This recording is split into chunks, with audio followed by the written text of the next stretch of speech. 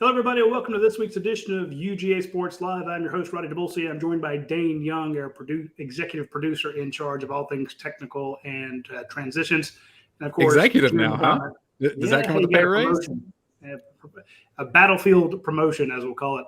Of course, we're also joined by former Georgia Bulldogs head coach Jim Donnan, a Hall of Fame member, a good human being, and a hell of a tennis player. So don't screw around with him on the tennis courts. And don't invite him to play pickleball. Hey, let's start the show there. Let's start the show with a shout out to Georgia men and women's tennis teams making it down to Florida for the Elite Eight. I mean, just a fantastic season for both squads. Yeah. First of all, Manny Diaz, you talk about John Wooden of tennis. They've in 35 years, they've been in the last 27 times now. Now, that's pretty strong. And the same thing's pretty much true for Jeff Wallace and the women. And I hope some of the fans had a chance to watch our two videos we did preliminary to the super regionals that they had here last weekend. So we got a road ahead of us. Going to be tough. You know, we got to beat Ohio State, ranked second in the country in the quarters for the men, and the women got to beat Michigan. But, we're starting to peak, and he's made a couple lineup changes, moving guys around on the men. I think we got a good shot. Yeah, that's and shout out to the men's and women's golf teams as well. The women killed it in their regional, and the men were, last time I saw, they won the first round pretty handily in their regional. So all the news yesterday was focused on a record-setting day at UGASports.com when it comes to stories and website views. Because Dylan Raiola, the number one player in the nation, the number one quarterback in the nation, the 5-star out of Arizona, committed to the Georgia Bulldogs. This was not a surprise to UGA Sports readers. Maybe the timing was a bit, but even then we told you something was coming when a lot of people said it wasn't going to happen. Shout out to Blaine Gilmer, one of our recruiting experts at UGASports.com. He has been the person who has been Johnny on the spot when it's come to the entire Dylan Raiola recruitment.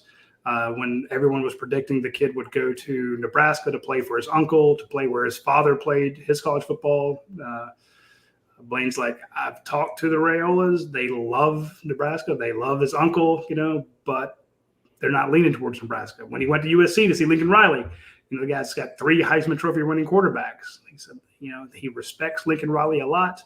Loves what USC's doing out there, but it's just Georgia's still in the lead. And there were predictions all across the recruiting industry that this kid was going elsewhere, that one big weekend, everyone was reporting that Raiola had canceled his visit to Georgia, wasn't even going to visit Georgia. And Blaine Gilmer was the only one saying, that's not true. I'm speaking to the Raiolas. That is a lie. They are still visiting. And sure enough, they did. They visited a lot, and now they've committed. And Dylan has been working behind the scenes, talking to people. This past weekend, I was in Columbus, Georgia, for the track championship. I saw Sammy Brown and Zion Reagans and Cameron Michael. And Cameron said, Dylan Raiola reached out to Fran Brown to get my number so that he could call me up to see where I was going to school. And he said if we went to school together, we could be quite the duo. This guy's been working on Georgia's behalf a long time, but now he is out there as a public commitment. We have had some great analysis at UGASports.com. We've had our national guys weighed in on it. We've asked a bunch of other recruits, what does this mean for you? Hey, Jeremiah Smith, the number 2 player in the nation, the 5-star wide receiver who's committed to Ohio State. What does this mean for you? Ryan Wingo, another 5-star wide receiver. What does this mean for you? Mike Mitchell, number 1 athlete in the nation. What does this mean for you? They've all told us. So the point being, check out UGASports.com, get all the coverage you want, but what we need is analysis. We need to find out, okay, Rivals has him ranked number 1. Rivals is usually good, but let's talk to a man who played quarterback, who coached quarterbacks, who knows quarterbacks inside and out, can look at them. And I know Georgia leans on him all the time when they're like, hey, Coach, what do you think of this kid's tape? So let's talk to Jim Donnan. Coach, give me your take on what Dylan Raiola brings to the table. Well, first of all, I was fired up that we got the kid from Connecticut when we got him. I mean, let's don't forget about him. Hopefully we can get both of these guys. But I can't pronounce it's Ryan Puglisi, whatever it is. I say Puglisi, but we'll just go Ryan. But I think his arm strength and his talent is certainly going to be something we can develop. But the big gist here is there's a reason this guy's rated number one. He comes from a football family. He's been playing, at an elite level as a baseball and football player. Usually a guy that can pitch and catch. He catches some too. Shows you the kind of velocity that he has the potential to launch the ball. But I would say his throwing motion is what I always felt like that really looked good, was effortless. I mean, it's no effort at all for him. And that might seem a little coy here by me because most guys look like they're not straining, but he really has an effortless release. Has all the platforms to let the ball go different areas from release points.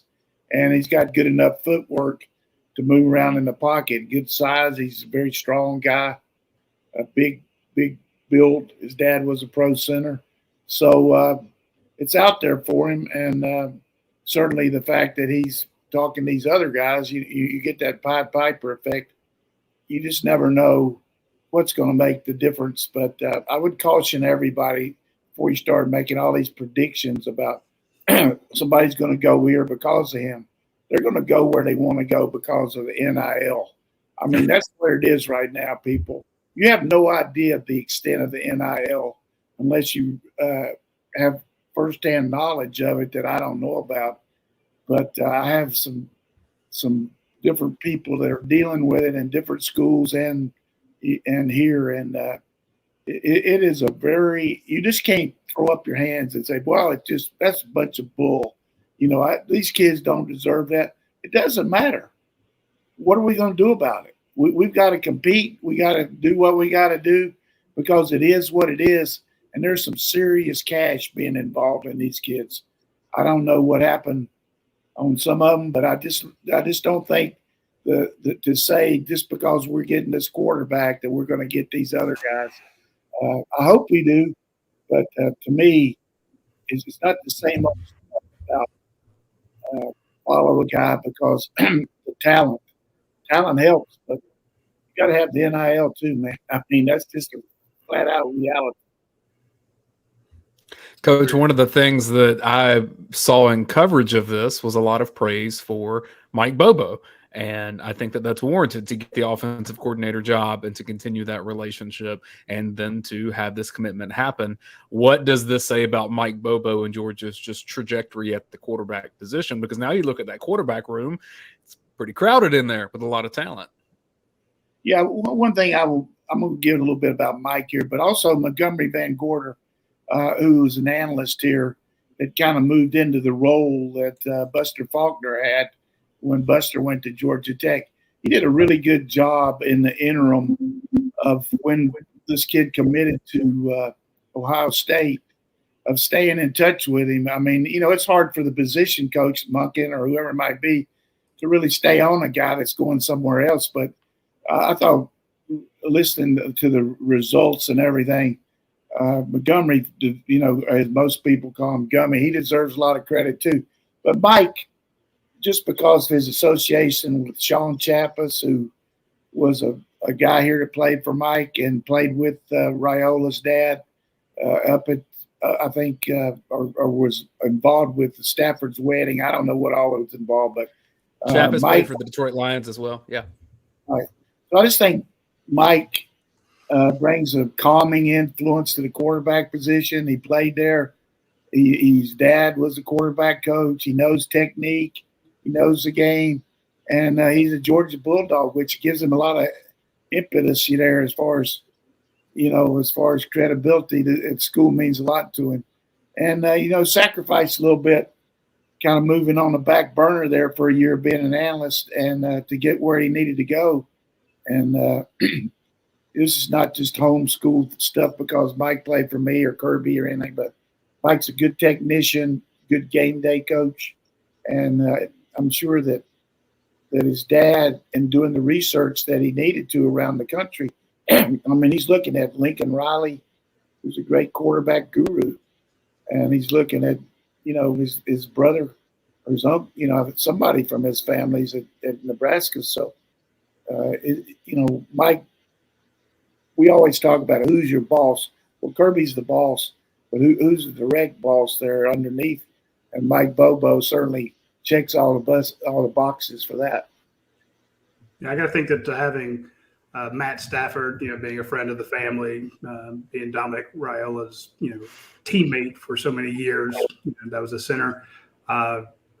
Matt, spoke to him about Georgia and, his time there. But also, look at who his offensive coordinator was. He can say, look, I can tell you this about Mike Bobo. This is what I learned from him. And I was the number 1 overall pick. I signed for $41 million or 37, whatever, a lot of money. I can tell you about my time in Athens. And I'm sure that Matt didn't lean on him to do it. Matt's going to, I think he's Dylan's godfather. Said, look, do what you want to do, but I can give you firsthand experience and I can tell you what I learned. And now I've had this long career that I learned from Mike Bobo, so, but it's tough. You got to give Mike credit. A lot of people bashed him when he got the job, going back to what they think is a blown call of one game, not forgetting the fact that he was scoring 40 points a game for Georgia before he left. And that's why he was given a head coach job, because he was a rising star in the industry. This is a guy who knows what to do with the quarterback situation. Everybody raves about him. He's one of the best recruiters out there. And he went toe-to-toe against family, as you say, Coach. Dylan's uncle coaches at Nebraska. His dad played there. The pitch was bring Nebraska back to prominence. And, of course, he'd want to do that and help help the family, and help Nebraska. Or, go play for a guy that has 3 different quarterbacks winning Heisman trophies and going off to the league. Yeah, go play for Lincoln Riley, but Mike Bobo was in there toe-to-toe with those connections and won out based on relationships. So Dominic Raiola spoke about that last night on Rumors versus Facts right here on this YouTube channel. Shout out to Blaine Gilmer and Trent Smallwood and Jed May for having him on. Here's what he said about Georgia. This comes on the heels of saying they're about to visit Georgia for, I think, an 8th time. They've done a lot of the unofficial visits and kind of become a piece of this recruiting class. So here's Dominic Raiola, Dylan's father. I said Raiola.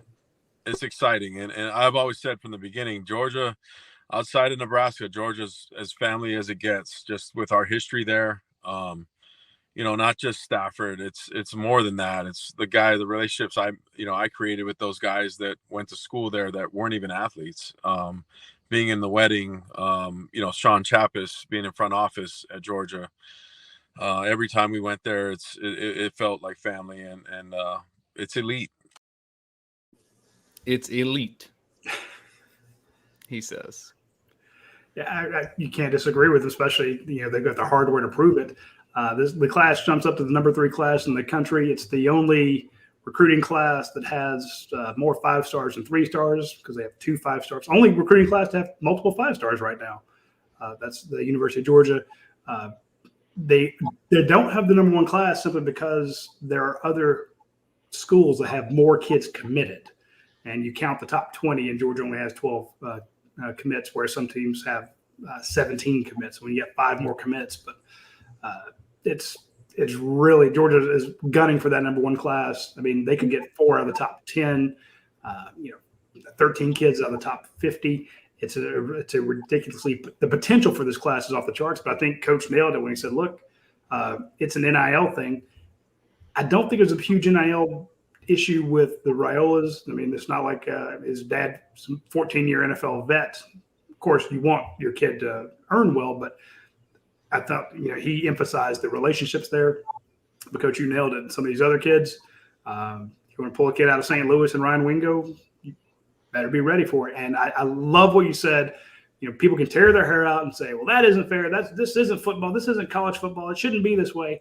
You can say that and lose, or you can do what Texas A&M is doing and do what these other schools are doing when you're watching those kids go over there. So Dylan may be an outlier in all that, or hell, he may be right in the middle of it. But at least Georgia can say, look, you can win titles here. We've got 25 guys drafted in the last 2 years.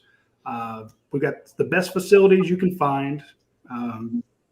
Everything else, all the other check boxes are elite. The only thing lacking may be NIL, and that's stuff Georgia's working really hard to fix. I think I want to get this straight. We don't lack that. I promise you that. We're not losing them. No, we've certainly got a lot going for us there, but I just want to make sure about all these prognosticators saying, well, this guy's going to go here now. Let's just be careful about jumping on that wagon too quick. Each guy now is more centrally located about his own self than ever before because it's a chance for a kid to get set up. I mean, that's just, you can't blame them. But if nobody gets anything out of this podcast today except the old coach saying the NIL is in here for at least another year. And you can say all you want to about this guy's a good recruiter or this guy and all that. You better be a good negotiator too. I think what, to me, the replacement for NIL will be revenue sharing from TV deals. Get rid of all NIL deals and say, look, okay, the SEC gets this many millions or billions of dollars from it. Every kid that plays on the team gets this amount. And the school, that way it's across the board for every – it still give advantages to certain conferences based on it, but I could see that coming to replace everything. Coach, I do want you to put – well, go ahead, Roddy.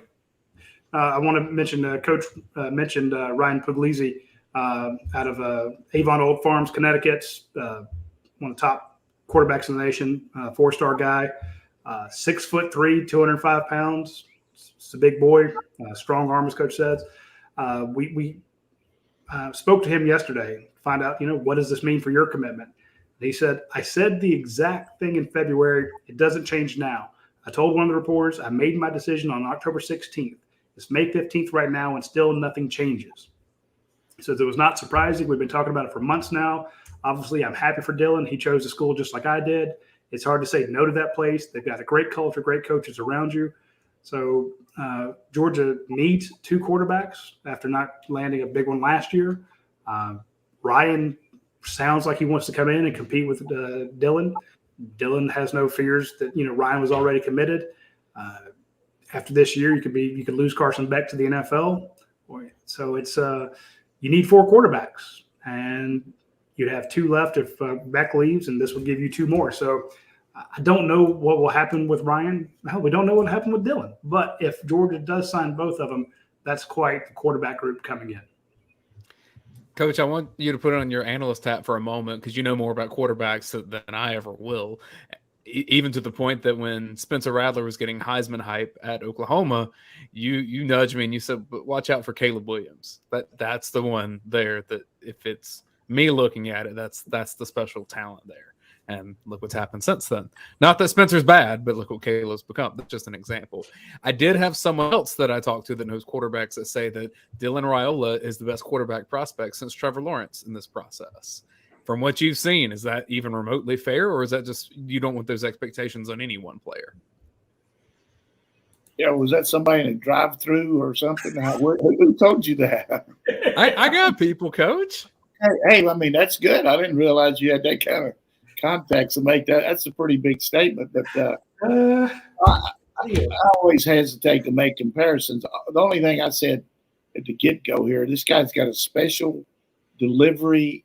He's got good anticipation and really good velocity. And, he brings a lot to the table, just like Manning did last year. I said Manning, can't miss. I mean, people, because he didn't come there, people trying to downgrade him and all. But I just feel the same way about both of these quarterbacks we got coming in. I mean, these are elite talent throwers that certainly are going to have to prove it in college. But one of the things that you're going to have here now, though, to me, that really just defies anything that can happen is you're not going to have to run the whole show by yourself.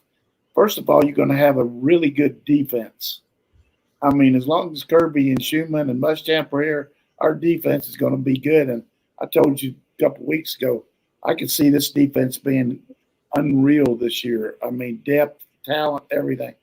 And so I think that certainly helps, whether it's Beck, Vandegrift, whoever it's going to be this year, because you're not going to be playing from behind much, and you're going to be able to – there's nothing like going into a game knowing you're going to have to outscore somebody. You go in there and have the game plan, and the coach says, okay, we got to get 35 today. I don't see us having to get 35 against anybody next year. Maybe at the end of the year, but at this point, that's the thing about Dylan, that he's going to have so much help to go with his talent, and he's going to have some special guys on the edge and tight ends, all those kind of things. Plus, I don't think people are giving our O-line enough credit going into next year. I mean, I don't know anybody around that has the first line offensive line that we have. It's just going to be just you don't need. The only thing it tilts a little bit in the middle. Van Pran is not 6'7". Everybody else 6'7" across there, 300 plus, and Van Pran's 6'4" or so, and midget, yeah. But so you want to be careful that you don't pinch yourself so much, and you're all giddy and you're bragging too much. But hey, if you got it, flaunt it, man. We got it. We got it. So, and this kid's got it, and I think Ryan does too. I like both of those guys. I think be awesome if we get them both. But I'm fired up about, I don't know how many years I got left, but I'm looking forward to this year. And I mean, as I ride on out into the rest home, I think I'm going to be have a lot of fun on these watch along shows if we keep having them, because I can guarantee you people want to watch these dogs, because these dogs are going to hunt. Absolutely. They're reloading. Speaking of things that hunt well, today is Tuesday, and I want to tell you that now it's 12:24. We're a little long in that first segment, but be sure to get in your orders now to our friends at UGASports. Go on the app. It's Double Points Tuesday. Order your pizzas, order your pastas, order your salads, order your sandwiches. Heck, go ahead and get a drink and a gelato, and do it all on the app. You'll get double points. Those points redeemed incredibly quickly for free breadsticks, free pizzas, free ice creams, free drinks, all sorts of cool stuff. Hit up our friends at UGASports. Drew and Natalie French, huge Georgia supporters. They created the entire concept. Now there's 70 locations. They're all over the place. Shout out to the one in LaGrange. I'll be down that way soon. My wife and I are looking to she teaches down at West Point, so we stop in LaGrange all the time. We like going to that one there. I like the one here in Athens. They're great, fantastic everywhere. The one in Columbus as well. So hit up any of the locations, but go ahead before you get there. Order your what you want to eat on the UGASports app. Now, if you want to eat tomorrow, go ahead and order it today. Tell them you're picking it up tomorrow. Easy peasy, but you still get the double points. Also, I want to mention our friends at Dead Soxy. I know it sounds weird to go from pizza to socks, but trust me, these socks are as good as the UGASports pizzas, because once you try them, you won't go back to anything else. You're not going to buy any of these other internet socks or ones with a fancy commercial and stuff like that. Go buy a pair from a pair of Ole Miss grads who developed an incredibly comfortable sock that doesn't slide down your leg, that doesn't have annoying seam, that are incredibly soft. The buttery feel of the fabric will feel great on your feet. You're not going to sweat in them and be hot. Try out the red and black ones. Use promo code UGASports to get 20% off. Too easy. And like I'm showing on the screen right there, if you're not watching, or if you're listening to this, you won't see it, but on the screen, if you're watching, they have 2-packs, single packs, 8-packs, but the red and black ones are very, very sharp. Try those out. I want to make a point, Roddy. I'm a sock connoisseur. Grew up in Burlington, North Carolina, 69 hosiery mills when I was going to high school, knitting those socks, doing what I had to do. I actually bootlegging them down the NC State from the factory outlet to try to sell to people. But let me just tell you, these socks from Dead Soxy are the real deal. I mean, I've been around good socks since Caesar went over to Rubicon. I'm just telling you, there's some good fabric in them, and they're really good. So I want to make sure I hadn't said enough about Dead Soxy lately, but I would promise you can't go anywhere and get anything better than these socks. I love it. Give me some more, Roddy. I'm about to give out. I will reach out to Jason. We'll get you loaded up. Dylan Raiola dominated the headlines, but there was one late last night for – I thought I said Raiola. Oh, you said – doesn't matter. Let's go for it. There we go. I'm gonna get this right, Coach. You can coach me up here. I mean, you had DJ down. How can you not get this one? You're in the business school. I mean, you're in the journalism school. You can get it. But what are you going to talk about? Whitehead coming there? That's it. Laneith Whitehead coming back to Athens Academy, was at Tennessee for a while. Georgia adding a depth piece at running back seems like something that's helpful with the injuries that it had. Yeah. Here's the thing about him. He was a really good high school player. He got hurt a little bit, but a shot putter, very explosive. I watched him practice a couple of times, and people looked at him at linebacker and running back, and we just didn't have any opening. Tennessee made a move on him. I think at this point he's a preferred walk-on, but he'll give us a lot of depth there, and he's got good speed. And I don't know what the agreement is. I'm sure he'll get some help some way, but good, as you mentioned, it gives you, with Clark leaving, it just gives you somebody to come in there, and we got a little issue with when's Robinson going to be ready, how good's Paul going to be with his injury. So this guy is a physical looking guy that coming in here, and I was happy about it. I saw the headlines transferring to an SEC school, and I didn't even look at it. And then I looked and saw it's Georgia. That was awesome. I've heard really good things about him. We saw him play a few times. Very talented kid. But the question was, well, can he do it in the SEC? Well, he did it for Tennessee when he got his shots. I think he ran for almost 67, 80-something yards against Missouri. That's a hell of a defense out there to do that. So I'm like, okay, this kid, he's got the size. He can do it. So it's not like he's an untested commodity. He's been through it. He had an injury. He's been set back by that. But good point, Ryan. For a kid that went to school at Athens Academy to play here in town, see the parents all the time, he's going to be very motivated to line up for Georgia, and definitely need the depth when you have some major questions. I always look at a guy like that so much about what's right about him instead of what's wrong. You mentioned people said about the SEC. Hey, he's got to prove it, and if he can do it in practice against our defense, he'll be able to show. But he's going to have an opportunity here.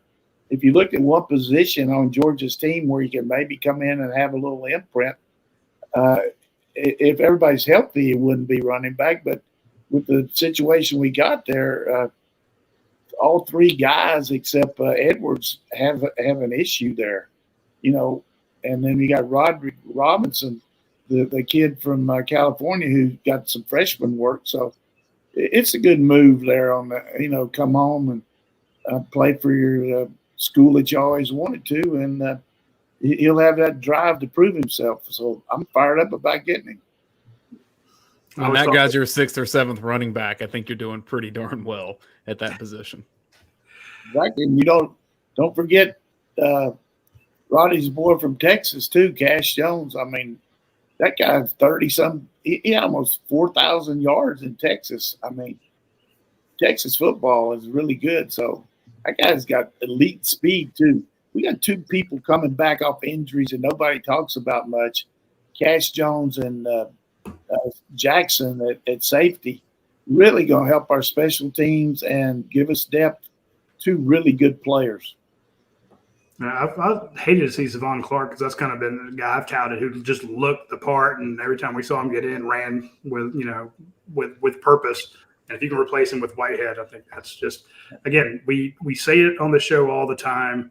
People go, well, Kirby this, Kirby that, and they want to begrudge him. It's fun to see the Auburn fans just pulling their hair out yesterday about with Georgia getting Raiola. They look for something to bring him down with, but I'm like, the secret to Kirby Smart's success, has always been roster management. And I'll say it for the 1,000th time. I'm sorry to people that get bored with me hearing it. But when you look at this football team, it looks like a completely different football team than what they had 10 years ago. And when Georgia lined up against Alabama, some of those games, it felt like they were playing a high school team versus an NFL team. 2015 in particular, the Derrick Henry in the rain game. That was absolutely. And now it's the reverse. When Georgia walked out against TCU, or excuse me, before that, when I saw the TCU defensive line and then the Georgia guys came in for their media session. I'm like, what did I predict on this game? I need to go put money on this game because they're going to kill them. And I didn't expect that, but yeah, it's completely different. So when you're getting Raiola, it's insane. Here's the thing about coaching today is no different in a lot of ways than it's ever been. Two things that the really preeminent guys are able to do is look into the future. And by that, I mean, analyze what you have and what you need, who you're losing, what you got to do to supplement that, make decisions based on now, but also down the road, and being able to counterbalance that now and down the road. And then how you handle pressure, because it's a pressure-packed job. I mean, making those decisions during the game, making those decisions during practice, whether to go hard or let up or whether to push them more, all those things. A guy that can't handle it, it's going to be hard to do anything in this profession, but particularly the roster management now, and you add in the balance of who you give the money to compared to who you don't. I mean, and I don't know how that works. I really don't, how they figure it out, but everybody needs to understand this little criteria here. NIL started 2 years ago, and nobody knew jack about it, about what the potential was, except you could get your name, image, and likeness. We've seen it proliferate. So the people that are coming in now have a lot better idea about what's out there for them individually. The schools do too. So these people have a bigger role as far as what they can get compared to the guys that just first started out getting peanuts and all that, signing autographs and all that. So that's a reality here. And you got to be careful because you got morale on your team and you got a guy that's made all conference. Oh, yeah. Good for or a guy that's been great on your special teams and all that, and he's getting a little NIL. And this guy's never even played for your school, and he's coming in making more than these guys. So it's a real fine line, I promise you. Coach, I'm glad you mentioned like pressure pack portion of the job that these Georgia coaches have, because yes, everything's going Georgia's way right now, but that can turn pretty quickly. Clemson did not have an awful team the last 2 years, but if you talked about Clemson, the only thing you heard is, what's wrong with Clemson? And I think last year they won 11 games. Hell, people are ready to string up Nick Saban. Yeah. Well, here's the thing about, if you just look at their roster, they had difference makers on the perimeter. You can say what you want to about DJ, the quarterback, but they don't have the guys on the outside that can go up and get the ball and make you hurt on a long pass like they beat Alabama for the championship. And that, to me, is the difference. You look at their team, they don't have those guys. Maybe they got them coming in. Same thing's true with Alabama. They didn't have the big guys up front defensively, the Quinnen Williams, the guys that just first round draft choices up there. Certainly had the edge guy, but so I think that in itself shows, even though they had 9 or 10 guys drafted and had 2 in the first 3, and they still couldn't beat us. No, you're 100% correct on that. It's it doesn't matter that Clemson's been to heights it hasn't been to in forever, and Alabama's a perennial winner. The people, as quickly as we build them up, just like, we come on the show talking about, what Dylan Raiola could do for the team. The minute there's a crack, the media, the fans, everybody starts ripping these guys down. And they see Dabo have a little some stress, pointing out how many games they won. Oh, it's in times, for Clemson, and people are writing Saban off. Saban's lost. I'm like, Saban hasn't lost jack crap. This guy's still signing number 1 classes, still had 10 guys drafted. He's going to be right in the thick of it again. But everyone wants to be the first to identify the end, and that only adds to, as you say, Dayne, the pressure that these guys face. And Coach points out that there's hundreds of decisions that have to be made throughout the season, all year around, leading into it. moving this guy here, moving that guy there, and all you're judged on is maybe one series in one game and the win-loss for that series. So it's just I can't do it. Luckily for me.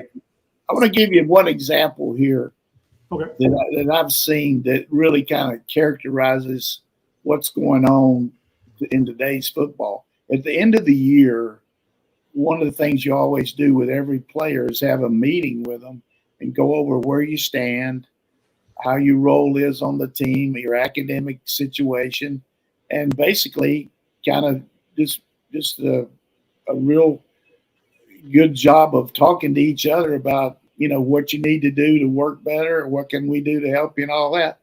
And you meet with every player on your team. Those meetings used to last 5 to 10 minutes each. Now a coach has not only got to do that, but a guy saying, hey, coach, I need more NIL. I got this out there.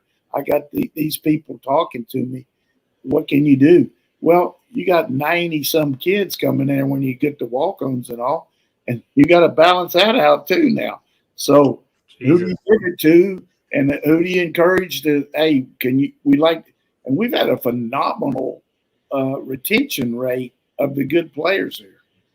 I mean, we've lost some guys to the transfer portal, but not a lot that you would slit your throat over. I mean, if the guys just weren't good enough to play here in the most part, it wasn't their fault. It was just the competition. But I give a lot of credit to our staff as far as being able to develop players, but keep them here. Don't you? I mean, don't you think that's pretty good in the end result? Absolutely. I mean, you look at some of these schools like Texas A&M, how many guys they had lost to the portal. You look at some of the big names. And what did Georgia do this past season? They took the best wide receiver from Missouri. They took the best wide receiver from Mississippi State. They took a very talented kid from Texas A&M coming to Georgia. I think the only two guys that, of course, you lost Justin Fields. That was tough. You lost Tariq Stevenson, who went back to Miami.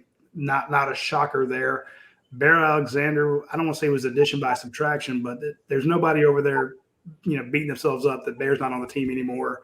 But he is talented. So you lose someone, but on the vast majority of guys that Georgia's lost to the portal, I mean, Breon Davis, good guy, big sacks now and then, but he's not better than Smile Mondin or Pop. Right. He's not, or sorry. You lose trouble. I was trying to think of the other Tresman Marshall, good player. Started for Alabama. Go start for Alabama. But would he start at Georgia? No, and that's not a shot against Tresman. You lost some good wide receivers, but it's what Georgia's convinced. Go ahead. What Georgia's convinced players is that your career will be better served by being a part of our program, even if that means less playing time, than going to be the guy somewhere else. And at this point, there's some evidence to prove that with NFL draft status. That's what they can throw back at people. And what I'm happy for, too, is some of these guys that were marginal players for us that, maybe started for a little bit, like Breeny and Speed. What was his name? Amir Speed. Speed went to Michigan State. Breeny went to Arkansas. They both signed pro contracts. Mm-hmm. But they, the teaching that they got here had to help them too. So good dudes. And Tyreek Stevenson gets drafted, but he got drafted before Keely Ringo. Yeah, he did. So great for them. And again, but on balance, the transfer portal has not hurt Georgia as much as I think it has helped them. And that's exactly. not wishful thinking, but I think it's going to be the same with a lot of these big schools. When the transfer portal came out and was, this is going to be great. I'm like, you guys say this. You say it's going to create parity. But I'm telling you, the Alabamas, the Ohio States, the Oklahomas, the Georgias, the rich are going to get richer, because if you got a kid that's good on your team and he's average, or he's for our fans that watch this show religiously, when it came out, that's what we said. It's going to be. Yes. And, Lane Kiffin said, it's free agency. But what we've seen is some guys like at these non, I don't know how you call them, non-power five, whatever you call them. Group of five. They're the best players that weren't that good in high school to get to this level. But now they've matured.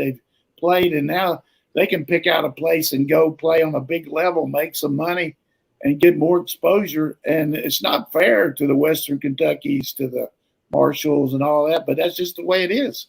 But I was thinking of Jamie Newman and how everybody was fighting for him out of Wake Forest. Everybody wanted him. But and here's what happens. Feel bad for him. Here's what happens. When not only the rich get richer, but some of the lesser teams can even draw some of those guys. I mean, they want to play in those packed stadiums. They want to play, and they're encouraging them. Hey, come! You can play against Georgia. You can play against Alabama if you come to the SEC. That's what they got to sell. So, so much for the portal today. What do we got here on that? We got Athens Ford. Well, I want to mention that sort of. I was out there the other day speaking with Brian Clower. Coach Donnan was with us. There's just checking out some of the stuff they have over there. Me with Brian. I was stunned, not so much by the number of vehicles they have, but he was telling me something about the electronic vehicles they have, the EVs. That Mustang out there, the speed from 0 to 60, the numbers he was telling us, like what was it, 3.2, something nuts. And he's talking about how it would whip your head back. And I'm like, wow. And then he said that the F-150, the electronic version of that, the EV F-150, the Lightning out there, same thing. The takeoff on these things is absolutely insane. I'm like, wait a minute. I still have in my head an electronic vehicle, an EV. You step on the gas and it's like a remote controlled car. It has to build up to speed. He's like, no, these things absolutely rocket. And he's like, they will snap your head back. I'm like, damn it, now I want to try one. So I want to check them out. Anyway, if you are interested in a car that'll snap your head back, check out our friends at Athens Ford. They've got a ton of them on the lot. You can go into the showroom, see the Mustang. They got the F-150s out there. Of course, the F-150, the number one selling truck in America. They have great deals on new cars. All their pre-owned vehicles are in fantastic condition. They're not going to sell some clunker out there. They have very high standards when it comes to the cars they take in on trade. So check out our friends at Athens Ford. You will not be disappointed. Also, I want to mention our friends over at Prime Shrimp. Prime Shrimp is a company that basically they process seafood. They do have a great job that they do on their shrimp. They dehead it, they peel it, they devein it. They put it into a plastic bag with incredible seasoning. You take they freeze it. They flash freeze it. They send it to you frozen. You put it in your freezer. Then when you're ready, you take it out. You drop it in some boiling water. You flip it once. Take it out. 4, 6, 8 minutes later. Open the bag. Dump it onto your rice. Dump it onto your pasta. Drop it into your tacos. Eat it straight.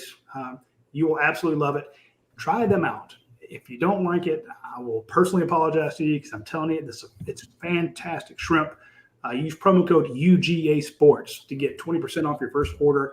I guarantee you're going to love it because folks at our Texas site, at a ton of our LSU site, our Georgia site, everyone that's tried it has raved about Prime Shrimp. You will too. I want to give a shout out to one of the commenters here on Facebook. Phil Rogers, who watches every Tuesday, says, Roddy, Coach Donnan and Dayne, I look forward to your show every Tuesday at noon. And he also said that he's 71 years old. He's waited a long time for Georgia to stomp people by 35 points in every half. Good job, Phil. Going to happen on the first part of that schedule for next year as well. Let's get to questions from UGASports. I always remember about a name like Phil Rogers. Phil Rogers was a pro golfer, and his claim to fame was he taught Jack Nicklaus how to play around the green a little bit, but he bragged about it. I don't know if he taught him that or not, but I always I'd say that too. Yeah, I would be all over it. Phil Rogers, was a great chipper. Questions from UGAsports.com from JSJB Sap. Question for Coach Donnan. If Carson Beck is the starter, then what goes into the decision around the playing time for the backup? And does playing time, the decisions around that playing time, does that change as the season progresses? It goes with a lot of it has to do with there's a definitive, really big difference between 1 and 2. If there's not, then you have a tendency to maybe go with number 2 a little quicker, particularly if things aren't going well. But if they're going well, then you probably put 2 in there in the second half. You talk about one of the meetings that Kirby has with the staff on Saturday morning is very comprehensive. Most coaches do that. Some of them don't. But you go over the what ifs that can be involved in the football. Like what happens if it starts raining? What happens if we lose our second team tackle? What happens if we lose our first team snapper? Who's the next guy? All these questions. And, hey, you talk about if we get behind, what's our best way to come back? If we're way ahead, who do we want to play? What's the pecking order? Who goes in the game? So that's the way you look at it.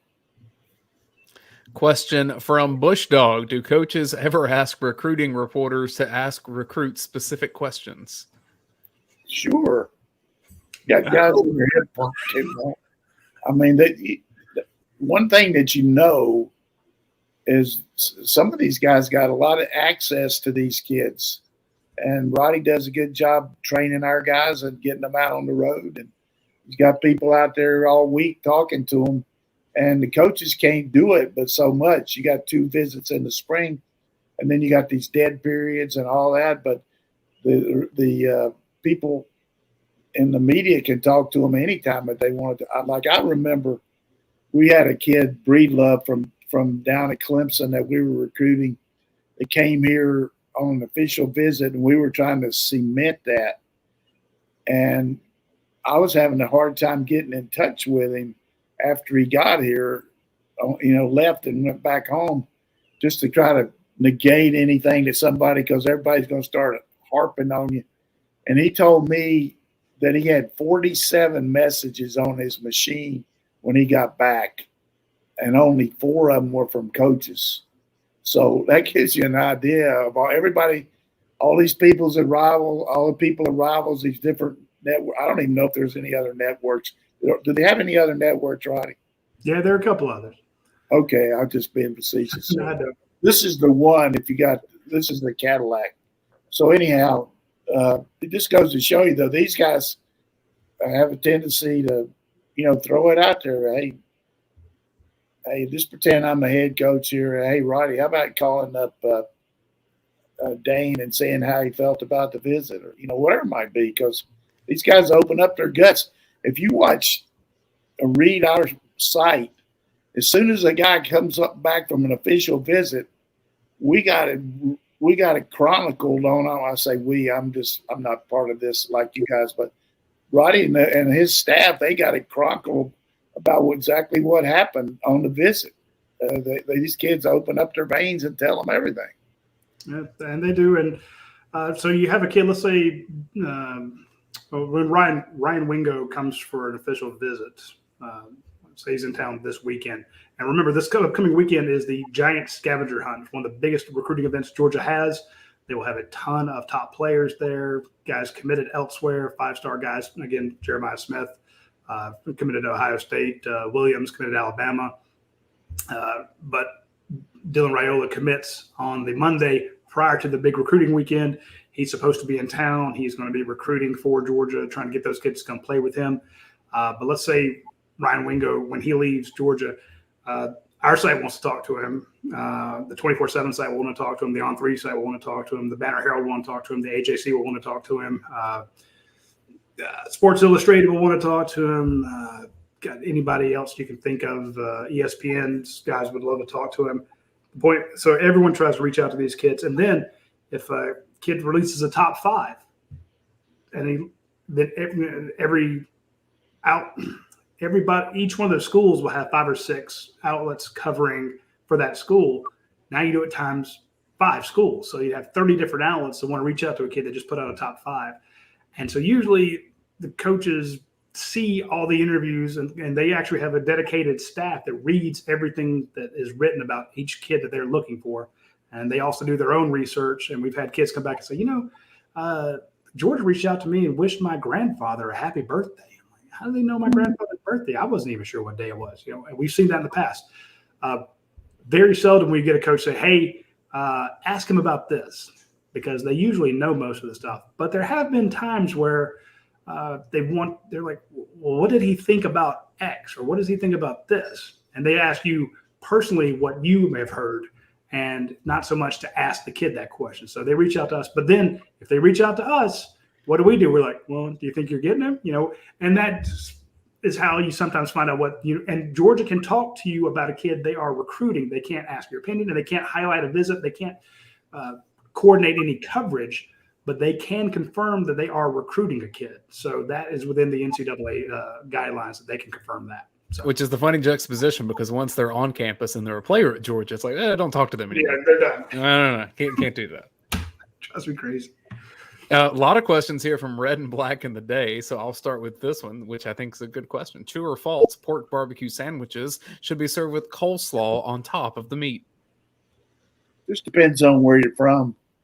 I grew up with the slaw on top of it, but other people don't like it. It just depends, personal preference. But you give me some sliced barbecue with some red slaw on it, and I'll be happy. Okay. We'll get you some from Stamey's, Coach. It depends on how good the coleslaw is, because if you got some Stamey's on it, then it's worth it. But I've had some bad coleslaw. Yeah, you don't want to hurt the barbecue with bad slaw. You know where you'll get the good sides is over at Academia Brewing Company. Yes, I was out at Academia after I stopped by Athens Ford. Went by there. I needed to go home, but I was like, look, I'm already on this side of town, because Academia Brewing Company is really close to Athens Ford. I needed to get home in a hurry, but I was like, let me just pop my head in there and see if Matt Casey's in. He wasn't, but I noticed they have a ton of new gear, great pullovers, merchandise is what the kids call it. They got merch, tons of hats, tons of shirts, all sorts of cool stuff, and a bunch of new coolers. Now, I've told you about that there was a cooler by the door that you could get some of their beer to take home with you. They're selling so much of this beer that is so crazy popular right now.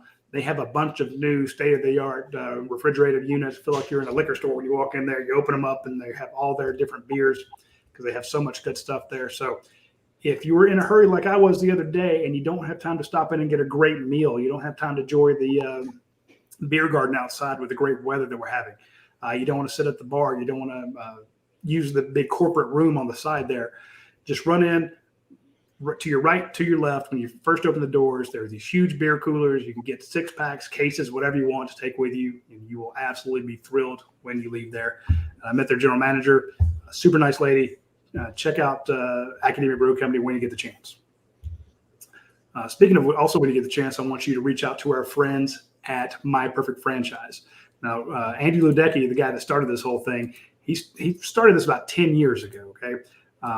He was trying to figure out, what he wanted to do. He wanted to get out of the rat race, and he opened his own first franchise. He still owns it today. It's called Synergy Home Care. Since he kind of took the plunge into owning a franchise, he's diversified into other businesses. So once you understand how the franchising thing works, you can try new stuff.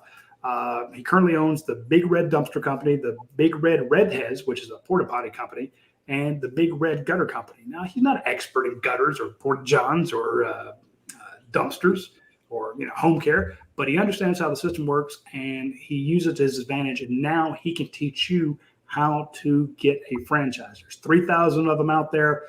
He will guide you to the one that fits your criteria, that fits your needs, that fits your availability, what you can do. So reach out to them. It doesn't cost you anything. It's a no-brainer. Reach out to Andy Ludecky at myperfectfranchise.net. He always has a competition running on the dog vent where you get 3 free months if you can guess the franchise that he's promoting that month. So hit up Andy Ludecky when you get the chance. Big Old Dog wants to know, Coach, are you going to Orlando for the Final 8 in the NCAA men's tennis tournaments? Up in the air, I'm not going to go Thursday, but if all of a sudden they make it to the finals, might be down there. You never know. I love it. And then just from Red and Black in the Day, took advantage of our prompting on the dog vent, ask a few questions. If the ACC were to somehow dissolve and its schools be available to the remaining conferences, is there any reason that the SEC looks beyond Clemson, Florida State, or Miami? Well, here's the thing, for everybody out there, the ACC signed a right of away of their rights through 2036. And they're looking at a school in the state of Florida, Florida State, UCF, that's moving to the Big 12. It's going to be making more money in the Big 12 than Florida State does in the ACC. And they're saying, hey, we got to get some, we got to get something to go in here. We're not getting the money TV wise or rights fees that these other schools are. So they got to get 7 other schools plus them to get in the ACC and find a way to maybe change that in the legalese of it. But as far as who brings what, I think the Big Ten would look hard at Virginia and North Carolina to maybe bring that East Coast up the East Coast to help them with Maryland and Rutgers and bring a tremendous amount of, basketball in there to go with their football. And the SEC probably would look at Miami, Clemson, Florida State. If we want to get out of 16, I don't know that we want to. Now that we got Oklahoma and Texas coming here, I don't know what's going to happen.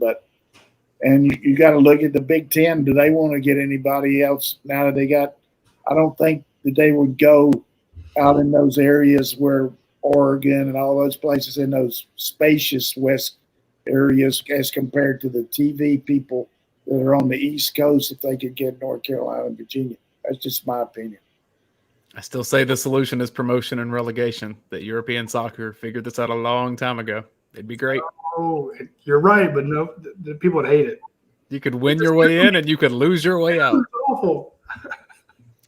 Red and Black in the Day also asked, was the turf in Neyland Stadium a concern amongst your peers in the SEC, or was it just a special hell reserved for Georgia football? Yeah, we bring it up all the time. I mean, you just Roy Kramer, I mean, we talked to him about it. So I don't know how much they've changed it, since Nick Chubb. But we haven't had anybody else since Nick. Have we get hurt, Roddy? Nah. Not to that extent. Nah. I was trying to think of anybody else because I just felt like every time I went up there, I was watching an ambulance leave the freaking stadium. I saw Roy Kramer one time before the Kentucky game.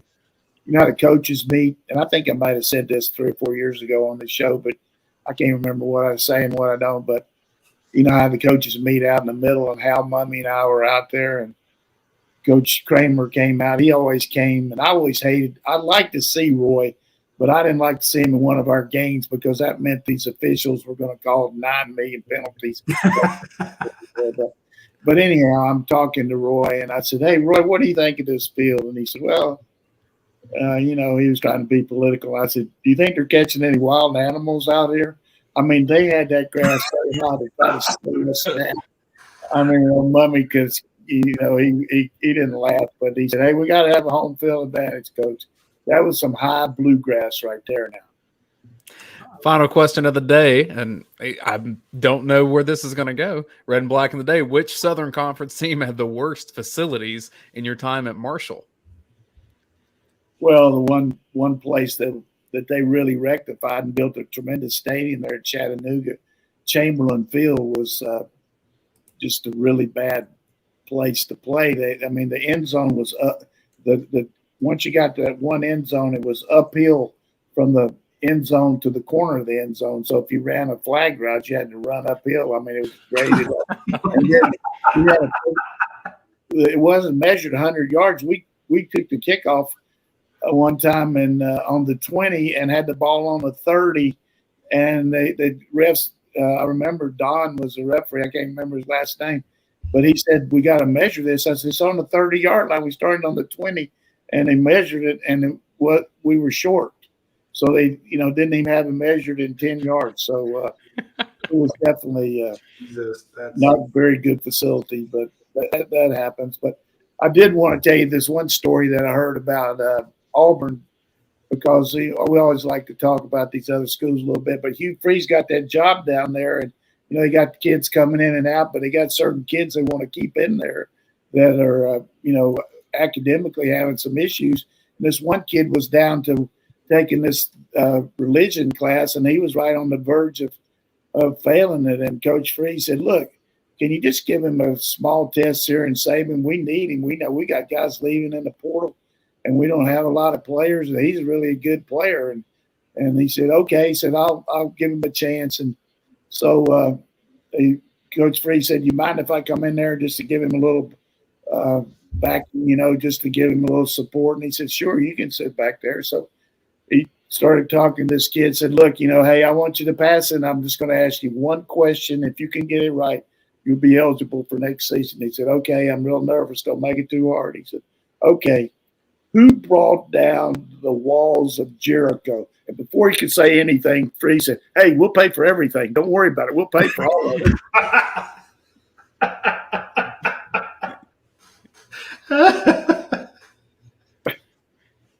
I love it. That's a good one. I'll pay for everything. We will pay for everything too. So until next week, we hope you do not destroy anything, including the walls of Jericho. Don't rip anything up. Celebrate the fact that your dogs are doing really well. Again, you're maybe 10 days away from the 500th day anniversary of the Georgia Bulldogs being national champs. We'll have a mild celebration. But anyway, we will see you next Tuesday at noon. Don't get in any trouble before then.